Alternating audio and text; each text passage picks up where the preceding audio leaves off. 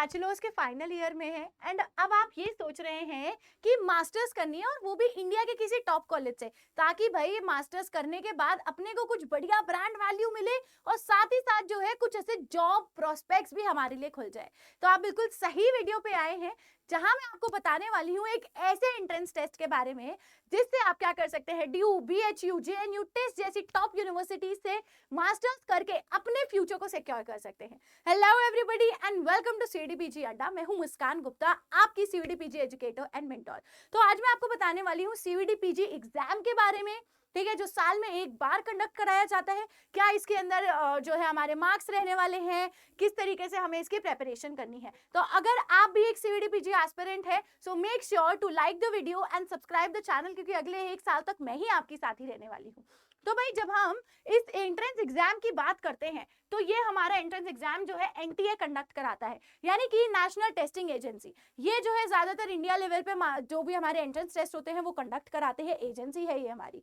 अब बात आती है कि हमारा मोड ऑफ एग्जामिनेशन कैसा रहता है, यानी कि सीबीटी मोड में ये रहता है। आपको जो है सेंटर पे जाना होगा, आपको एडमिट कार्ड मिलेंगे, सेंटर अलॉट होगा, आप वहां जाएंगे और वहां जाके क्या करने वाले हैं, आप इस टेस्ट को देंगे, ठीक है, कंप्यूटर स्क्रीन के ऊपर। फिर उसके बाद बात आती है कि मैम इसके अंदर सब्जेक्ट्स कौन कौन से हैं, ये तो हमें पता चल गया। तो बेटा यहाँ पे ना आपके ह्यूमैनिटीज के, साइंसेस के एंड कॉमर्स, हर तरीके के सब्जेक्ट्स आपको देखने को मिलेंगे, चाहे आप साइकोलॉजी, सोशियोलॉजी, पॉलिटिकल साइंस के हो या फिर इकोनॉमिक्स के हो या फिर आप इंग्लिश लैंग्वेज के हैं, ज्योग्राफी, हिस्ट्री, पॉलिटिकल साइंस, ठीक है। उसके अलावा जूलॉजी, बॉटनी, कंप्यूटर साइंस, कोई भी सब्जेक्ट हो आपको सब जो है सीडीपीजी के अंदर देखने को मिलेंगे। इवन बीएड भी आपको अलग अलग कोर्सेज में देखने को मिलेगी, ठीक है। यहाँ पे क्या होता है ना, आपका जो पेपर है वो आता है आपका इंग्लिश एंड हिंदी दोनों तरीके की लैंग्वेज में। एंड यहाँ पे जो क्वेश्चंस होते हैं, यहाँ पे आपको एमसीक्यू देखने को मिलते हैं, यानी कि आपके पास 4 ऑप्शंस दिए जाते हैं, उसमें से आपको जो बेस्ट फिट होता है वो चूज करना होता है, ठीक है। ये भी मैं अभी आपको बताऊंगी कि एमसीक्यू के साथ साथ और किस तरीके के क्वेश्चंस आपसे पूछे जाते हैं।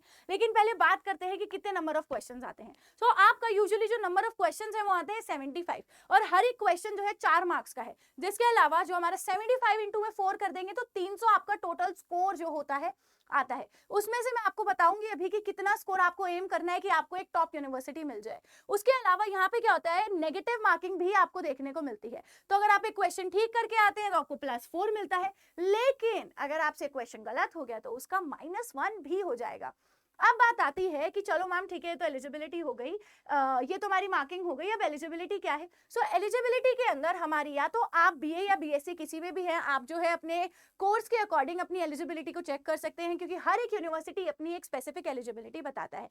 लेकिन सीयूईटी पीजी की एलिजिबिलिटी ये है कि अगर आप बैचलर्स के या बीएससी बीए जो भी है उसके अगर आप या फाइनल ईयर में हैं या आप कंप्लीट कर चुके हैं तो आप इस एग्जाम के लिए एलिजिबल हैं। एंड एज सच अभी कोई एज लिमिट नहीं है, तो आप जो है अपनी बैचलर्स इस एग्जाम के थ्रू, ठीक है, कंप्लीट करने के बाद आप क्या कर सकते हैं, इस एग्जाम के थ्रू अपनी मास्टर्स जो है परस्यू कर सकते हैं। नाउ द पॉइंट इज कि मैम किस किस तरीके के क्वेश्चंस आते हैं। देखिए एक तो हो गया बहुत ही सिंपल सा, क्या हमारे पास आ जाते हैं एमसीक्यू, ठीक है।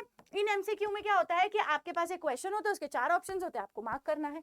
लेकिन द कैच इज आपको यहाँ पे एमएसक्यू भी आते हैं। एमएसक्यू के अंदर क्या होता है कि आपके पास 4 ऑप्शंस होते हैं, जिसके अंदर हो सकता है कि एक से ज्यादा करेक्ट भी हो। तो आपको क्या करना होता है, आपको ऑप्शंस आते हैं 1 ओनली, ठीक है। 4 ऑप्शंस हैं आपके पास already, A B C D. उसके बाद ऑप्शंस आते हैं 1 ओनली, ठीक है, 1 एंड 2 ओनली, या फिर 1, 2 एंड 3 ओनली, या फिर all of the above.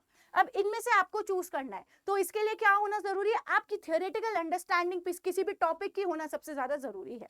MCQ MSQ के बाद जिससे आप सबसे ज्यादा डरते हैं वो भी आपका यहाँ देखने को मिलता है, एग्जॉस्शन एंड रीजनिंग, ठीक है। अगेन वही बात आ जाती है जहां पे आपको क्या करने की जरूरत है, पूरी की पूरी थियोरेटिकल नॉलेज होने की जरूरत है। सो एग्जॉस्शन एंड रीजनिंग के अंदर भी यही होता है, आप कैसे इन क्वेश्चंस को सॉल्व करेंगे। जब आपके पास एक एग्जॉस्शन और रीजन आया तो वाई एंड बिकॉज लगा के आप इसे सॉल्व करते हैं।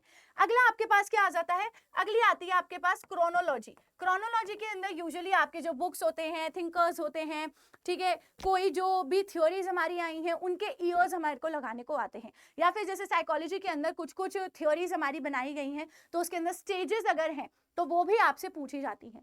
अगली चीज जो आपको सबसे ज्यादा स्कोरिंग यहाँ देखने को मिलती है वो होती है मैचिंग।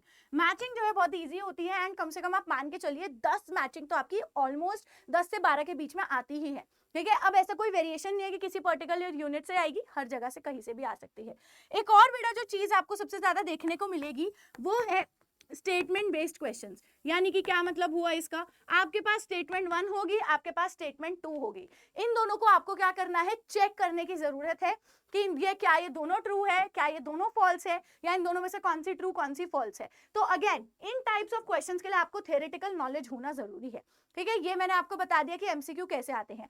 अब बात आती है कि हम से किस तरीके की, अगर हम इस एग्जाम में अपीयर हो रहे हैं तो हमारा बेनिफिट क्या है। देखिए इसके अंदर आपको सब, आप बस एक इंडिया की टॉप यूनिवर्सिटी का नाम बताइए और वो एंट्रेंस एग्जाम के अंडर आती है, चाहे आपकी सेंट्रल लेवल यूनिवर्सिटी हो कोई भी गवर्नमेंट, चाहे स्टेट लेवल हो, या फिर इवन इफ प्राइवेट या फिर डीम्ड टू बी यूनिवर्सिटीज भी आती है।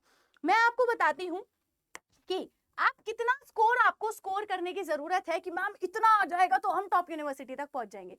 तो उसके लिए बेटा आपका कहीं ना कहीं 250 प्लस, ठीक है, 250 से लेके 280 तक के बीच में आना चाहिए। एंड जब मैं ऑल इंडिया रैंक की बात करती हूँ तो स्टूडेंट्स के 300 में से 300 भी कई बार आए हैं, ठीक है, कई बार मार्क्स बहुत कम भी आए हैं। अब तो जनरल एप्टीट्यूड भी आपका नहीं है, अगर आपकी ये क्वेरी है कि मैम जनरल एप्टीट्यूड है तो वो कुछ ही सिलेक्टिव सब्जेक्ट्स में आपको देखने को मिलेगा, लेकिन अभी भी आपके चाहे कोई भी ह्यूमैनिटीज के सब्जेक्ट्स हो या फिर कोई साइंसेस में हो, उनमें आपको जनरल एप्टीट्यूड नहीं मिलेगा। तो आपका सारा जो भी पोर्शन आएगा वो सब्जेक्ट स्पेसिफिक आएगा। तो जितना भी बैचलर्स में पढ़ाया जाता है वो सब चीजें आपको कवर करने की बहुत ही डीप में जरूरत है, क्योंकि जैसा मैंने अभी आपको बताया क्वेश्चंस किस तरीके के आपसे पूछे जाते हैं। ठीक है, तो आपको 250 से 280 या 290 के बीच में स्कोर करना है, ताकि आप यूनिवर्सिटीज टारगेट कर सके किस तरीके की, ड्यू जैसी, बीएचयू जैसी, जेएनयू हो गया, एंड रिसेंटली टेस्ट डाला था, या फिर इवन इफ एनएफएसयू की भी हम बात करें, to an extent is a very great university. अब अगर आप लोग प्रिपरेशन कर रहे हैं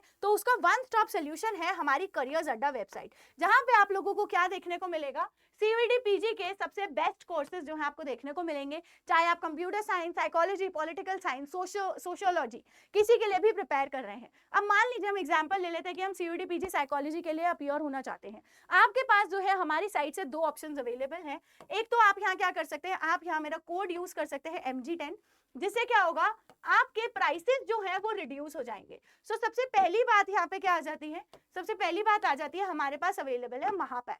महापैक का क्या फायदा है, महापैक से क्या होता है, लेट्स से दैट आपने आज जो है एक बैच परचेज कर लिया, ठीक है, अब फ्यूचर में जैसे जैसे हमारे एग्जाम पास आने लगता है, क्रैश कोर्स आते हैं, टेस्ट सीरीज आती हैं, प्रैक्टिस सेशंस आते हैं, आप चाहते हैं कि आपको वो भी मिल जाए, तो आप क्या करेंगे, तो उसके लिए आपको अलग से इन्वेस्टमेंट करने की जरूरत नहीं है, यही आपके लिए सबसे बेस्ट ऑप्शन है।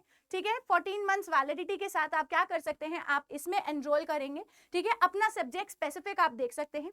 साथ ही साथ मैंने आपको बताया है आप क्या कर सकते हैं, यहाँ पे मेरा कोड जो है यूज करेंगे।